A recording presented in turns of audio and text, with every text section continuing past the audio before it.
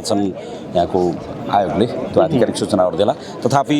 हामीलाई प्राप्त मतभारको आधारमा चाहिँ निर्वाचित धन्यवाद के भन्नुहुन्छ तपाईँको शुभेच्छुक प्रतिनिधिज्यूहरूलाई देशैभरिबाट राष्ट्रिय स्वतन्त्र पार्टीको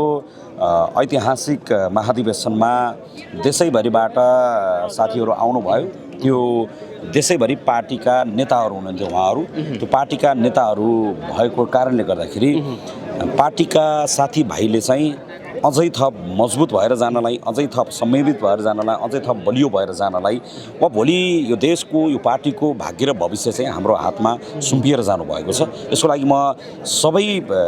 यो पार्टीभित्र पार्टी पङ्क्तिमा सबै जिम्मेवारीमा रहेर यो साथ दिनुहुने सबै साथीहरूलाई म धेरै धेरै धन्यवाद टक्राउन चाहन्छु र आगामी दिनमा अझै थप हामी मजबुत भएर संयमित भएर कहीँ कतै केही त्रुटि भएका कमी कमजोरी भएका कुरालाई पनि सुधारेर अझै बढी मजबुत र अझै बढी अनुशासित भएर जानुपर्ने चाहिँ हामीले त्यो महसुस तपाईँका शुभेच्छुकलाई कतिपय अवस्थामा डर थियो भने तपाईँको पछिल्लो पटकको अभिव्यक्तिले विभिन्न ट्रोलहरू पनि बनिराखेका थिए तसर्थ पनि निकै डर भइरहेको थियो तथापि पनि तपाईँ निर्वाचित हुनुभयो हो। अहिले तपाईँले भनेको जस्तो चाहिँ कतिपय मानिसहरूलाई सामाजिक सञ्जालहरूमा लागेको थियो कम्तीमा अतिथिहरूको बारेमा यति धेरै नबोलिदिएको भए हुन्थ्यो भनेर उहाँहरूले पनि फिल गर्नुभयो र त्यो कुरा अहिले व्यक्तिहरूमा मैले पनि त फिल गरेको छु कम्तीमा त्यसरी चाहिँ नबोलेको भए पनि राम्रै हुन्थ्यो भन्ने चाहिँ त्यो सबैले फिल गरेको कुरा तथापि पनि त्यो कुनै जघन्य अपराधहरू थिएन ती कुराहरूलाई अब एक खालको चर्चा परिचर्चा त राजनीतिक वृत्तमा यो भइरहन्छ तर राजनीतिक संस्कार चाहिँ त्यो निभाउन जरुरी छ अझै बढी मजबुत हुनु र अझै बढी अनुशासित हुन जरुरी छ। यी सबैका बावजुद पनि साथ दिनुहुने सबै साथीहरूलाई धन्यवाद। ओके अन्तिममा कार्यतालिका अनुसार निर्वाचन नहुनु अथवा हरेक क्रियाकलापहरू नहुनुले कतै अझै यो अधिवेशनले लोकतान्त्रिक अभ्यासलाई कसरी हेर्नु भएको छ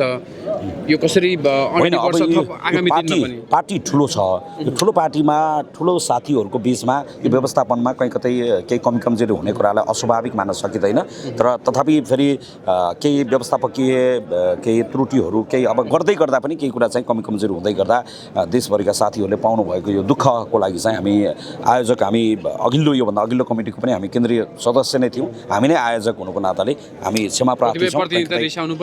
म उहाँहरू सबैसँग हामी माफी माग्न चाहन्छौँ उहाँहरूले कतिले भोट हाल्न पाउनु भएन कति भोट हाल्ने तीव्र इच्छाका साथ आउनुभएका साथीहरूले भोट हाल्न पनि नपाएको पनि हामीले खबर पायौँ त्यसको लागि हामी क्षमा प्रार्थी छौँ। यहाँहरू सबैको शुभेच्छा हामीसँग छ। आगामी दिनमा अझै यो आगामी अधिवेशनहरू आगामी पार्टीका इन्टरनल प्रोग्रामहरूलाई थप व्यवस्थित गरेर लिएर जाने सन्दर्भमा यो हामीलाई एउटा सिकाइ पनि भएको छ र हामी सुधारेर पनि लिएर जानेछौँ। यसको लागि म केन्द्रीय समितिको तर्फबाट म आफू व्यक्तिगत रूपमा पनि म क्षमा प्रार्थी छु। यहाँलाई धेरै धेरै शुभकामना।